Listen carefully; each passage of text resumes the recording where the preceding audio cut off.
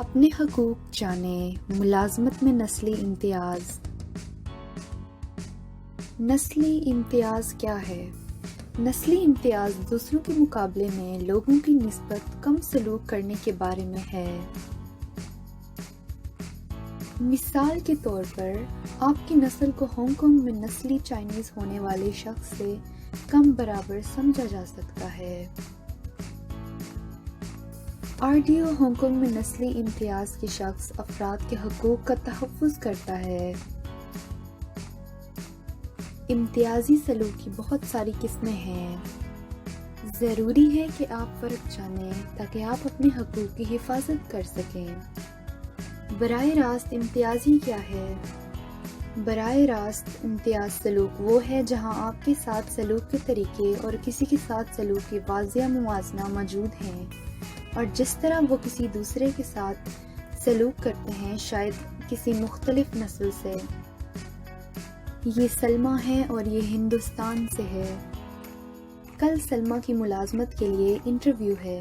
اس کے پاس ڈگری ہے اور 4 سال کا تجربہ بھی ہے اور عظیم سفارشات بھی ہے۔ موقع کے لیے شکریہ۔ میں اپنے انٹرویو کے لیے 3 بجے آؤں گی۔ ضرور، آپ کافی کوالیفائڈ ہیں۔ آپ کو بعد میں ملتے ہیں۔ السلام علیکم، آپ سے مل کے اچھا لگا۔ اوہ نہیں، یہ چائنیز نہیں ہے۔ معاف کرنا، لیکن اب یہ پوزیشن کسی نے لے لیا ہے۔ ابھی آپ گھر جا سکتے ہو۔ مینیجر نے سلمیٰ سے ملازمت کی جگہ کے بارے میں جھوٹ بولا۔ مینیجر بعد میں ایک چائنیز نسل کی خاتون کو کم اسناد کے ساتھ ملازمت پر رکھتا ہے جو کم تعلیم یافتہ ہے۔ اگر مینیجر نے سلمیٰ کو کام پر نہیں رکھا صرف اس کی قوم کی وجہ سے، یہ نسل کے میدان میں کم سازگار سلوک ہے۔ اگر کوئی اور نوکری تلاش کرنے والا جو جنوبی ایشیا سے نہیں ہے، انٹرویو کے موقع سے انکار نہیں کیا گیا تھا، اور لہٰذا نسل امتیاز کے سیکشن 4(1)(a) کے تحت براہ راست امتیاز کی رقم ہے۔ اسے درخواست دہندگان اور ملازمین کے خلاف امتیازی سلوک بھی سمجھا جاتا ہے، جو RDO کے S10 کے تحت ہے۔ کسی مالک کے لیے اپنی نسل کی بنیاد پر ملازمت کی درخواست دہندہ کے ساتھ امتیازی سلوک غیر قانونی ہے۔ بلا واسطہ امتیاز کیا ہے؟ یہ براہ راست امتیاز سے کم اور سیدھا ہے۔ مثال کے طور پر، یہ راج ہے۔ راج کو کڑا پہننے کی ضرورت ہے، جو اس کے مذہبی عقائد کے حصے کے طور پر ایک کڑا ہے۔ وہ ایک ریسٹورانٹ کے باورچی خانے میں کام کرتا ہے جہاں صحت اور حفاظت کی وجوہات کی بنا پر ہاتھوں میں زیورات پہننے کی پابندی ہے۔ البتہ اگر ضروری ہے تو عاملہ اس زیورات کے ارد گرد پٹی باندھ سکتا ہے۔ حفاظت کے سٹینڈرڈز کی تعمیل کرنے کے لیے راج اپنے کڑے کے ارد گرد پٹی باندھتا ہے۔ آپ کو یہ بریسلٹ نکالنا ہوگا۔ اگر یہ بریسلٹ نہیں نکالو گے، میرے کو آپ کو نوکری سے نکالنا پڑے گا۔ میں تو سارے رولز نبھا رہا ہوں۔ میں ہمیشہ اپنی بریسلٹ کو کور کرتا ہوں۔ یہ RDO کے سیکشن 4(1)(b) کے تحت بلا واسطہ امتیاز کی مترادف ہے۔ یہ پابندی تمام معاملے پر لاگو ہے، لیکن یہ راج کے مذہب کی وجہ سے اس کے ساتھ زیادہ سے زیادہ ناانصافی کی باعث ہے۔ یہ پابندی صحت اور حفاظت کی وجوہات کی بنا پر ہے۔ جیسے کہ ایک عملی متبادل دستیاب ہے جو صحت اور حفاظت کی ضروریات کو پورا کرے گا۔ یہ ایک امتیازی پالیسی ہے۔ آپ کی ملازمت کی جگہ میں کوئی پابندیاں جو آپ کو روایتی لباس پہننے سے منع کرتی ہیں کیونکہ آپ کے مذہب یا نسل کے حصے کے طور پر، یہ بلا واسطہ امتیاز ہے۔ اس کے مطابق آپ کے کام کرنے کی جگہ پر آپ کو کڑا، پگڑی اور برقع پہننے سے منع نہیں کرنا چاہیے۔ یہ امتیازی سلوک نہیں ہے جہاں ضروری ہے، کیونکہ جہاں عملی متبادل نہیں ہے، جیسے کہ صحت اور حفاظت کی بنیادوں پر۔ مثال کے طور پر، اگر راج کنسٹرکشن سائٹ پہ کام کرتا جہاں اس کو ہیلمٹ پہننا پڑتا ہے۔ راج کو اپنے مذہب کے ایک حصے کے طور پر پگڑی پہننی پڑتی ہے۔ اس کے بجائے ہیلمٹ پہننا ضروری نہیں، اگر حفاظتی وجوہات کی بنا پر یہ ضروری ہو۔ مزید یہ کہ ایسی کوئی بھی پالیسی جو RDO کے S10 کے تحت ملازمت کے لیے حقیقی پیشہ ورانہ ضرورت کے مترادف ہے، بلا واسطہ امتیازی کی حیثیت سے نہیں ہوگا۔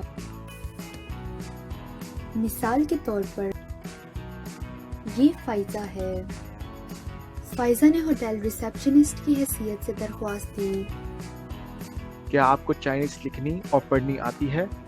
آپ کو لکھنی اور پڑھنی آنی ضروری ہے آگے کے امپورٹنٹ ڈاکیومنٹس پروسیس کرنے کے لیے۔ مجھے صحیح طرح سے چائنیز بولنی آتی ہے، البتہ مجھے پڑھنے اور لکھنے میں مشکل پیش آتی ہے۔ اچھا ٹھیک ہے، ہم آپ کا ابھی ٹیسٹ لیں گے یہ دیکھنے کے لیے کہ آپ کا چائنیز ابیلٹی کیا ہے۔ اس نے تحریری امتحان میں ناقص کارکردگی کا مظاہرہ کیا، اسے نوکری کی پیشکش نہیں ملی۔ البتہ یہ نسلی امتیاز کی بات نہیں ہے، اگر مالک یہ ثابت کرے کہ فائزہ کو چائنیز زبان میں لکھنا پڑھنا ضروری ہے، کیونکہ یہ حقیقی قبضے کی ضرورت ہوگی۔ اگر مالک یہ ظاہر کرنے میں ناکام رہتا ہے کہ نوکری کے لیے چائنیز لٹریسی لازمی ہے، تو اسے بلا واسطہ امتیاز کی ایک شکل کے طور پر سمجھا جا سکتا ہے، کیونکہ تمام امیدواروں پر برابر لاگو ہوتا ہے۔ اس ضرورت کو غیر چائنیز نسلی فرد کے لیے پورا کرنا زیادہ مشکل ہوگا، اور RDO کے اس S4(1)B کے تحت بلا واسطہ امتیاز کے مترادف ہوگا۔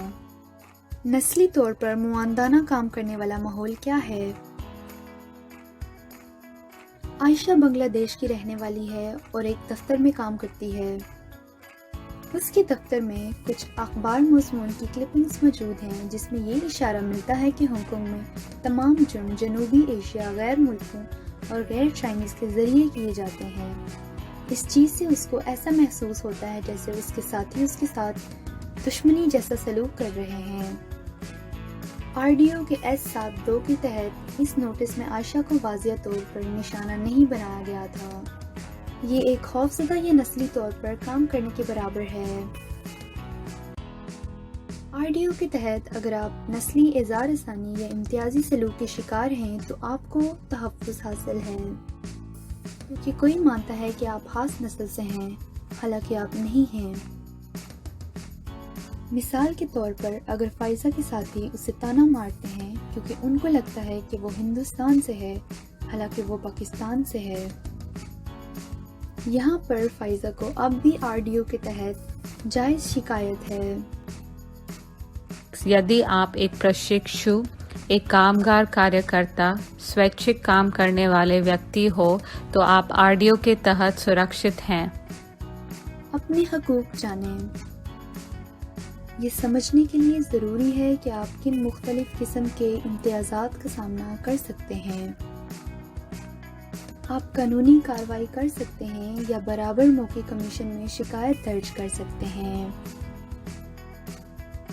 اگر آپ قانونی کارروائی کے ساتھ آگے بڑھتے ہیں